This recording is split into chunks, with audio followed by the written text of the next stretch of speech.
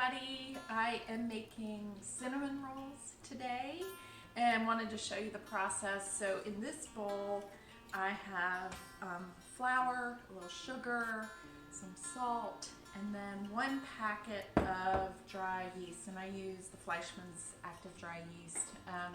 This is not the rapid rising. Rapid rising would probably work just as well, but it wouldn't need to rise as long, and it would hurry the process along. But I'm so used to buying this kind that's the kind I got. In this measuring cup here, I've got water and milk and some butter. I heated the water and the milk up to about 110 degrees, just warm to the touch, not hot. Very important that it not be hot, hot, hot. And then I added my softened butter. And then I'll add this to the flour mixture that has the yeast in it, and you don't want this mixture to be too hot, because if it is too hot it will kill the yeast. So that is step 1. Stay tuned for more about sweet cinnamon rolls. Okay, so I've poured the flour mixture that has the live yeast in it, and there's sugar and salt as well in here, and I'm using the dough hook on my KitchenAid mixer, and I'm gonna go ahead and start that. Here is my warm water, remember, not too hot, that has butter in it and milk, and I'm gonna go ahead and pour that in.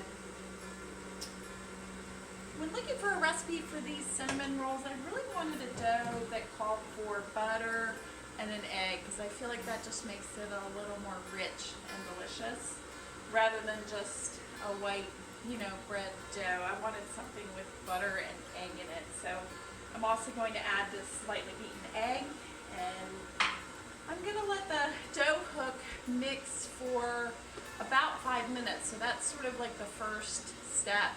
It's kneading the dough, it's mixing it together.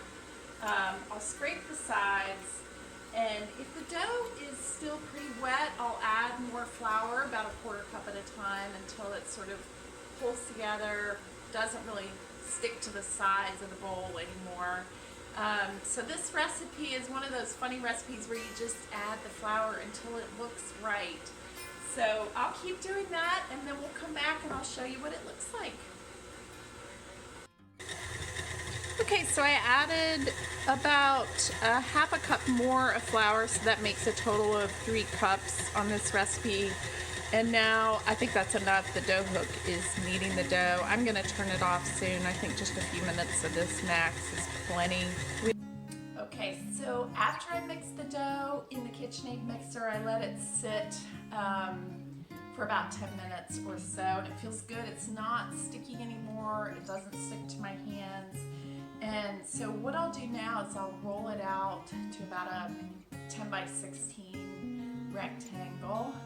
If it's smaller, you'll have fewer cinnamon rolls, but each one will be a little thicker, a little more bready.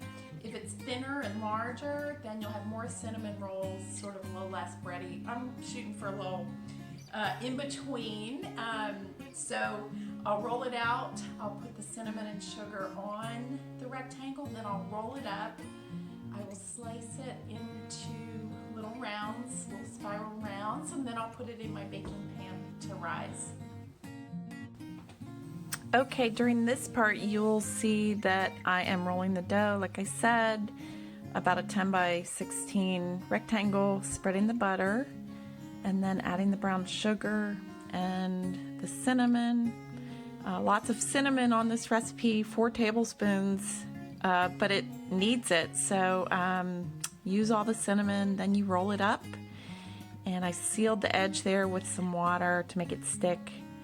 And now I'm cutting it with my pastry scraper, which makes sort of a great knife, and lining it in my pan. Okay, did you guys catch that? Do you like how fast I did that?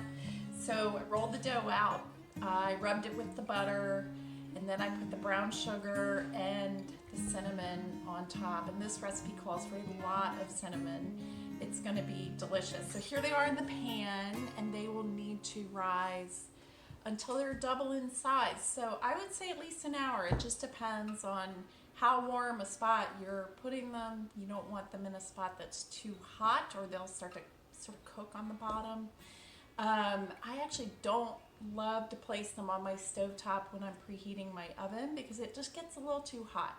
So I'll cover them with my UVA dish towel, wahoo, and set them in a warm spot or a place that's not drafty for at least an hour. I'll check on them, and then after they've doubled in size, I'll bake them in the oven.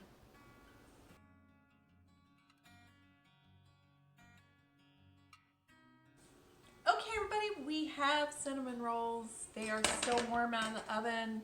I put a cream cheese icing on them. They're going to be delicious for Easter morning. They did end up needing to rise longer than an hour. It was a few hours. I left them on a countertop covered with a dishcloth, and for some reason it took them a long time to rise. I had to wonder a little bit about the yeast, but anyway, they did rise. I baked them in a 350 oven for about 30 minutes, I think. And so there's our cinnamon roll. And it is ready to go for Easter morning. So thanks so much for joining me for this episode of Anna's Pastry Kitchen. Happy Easter, everybody.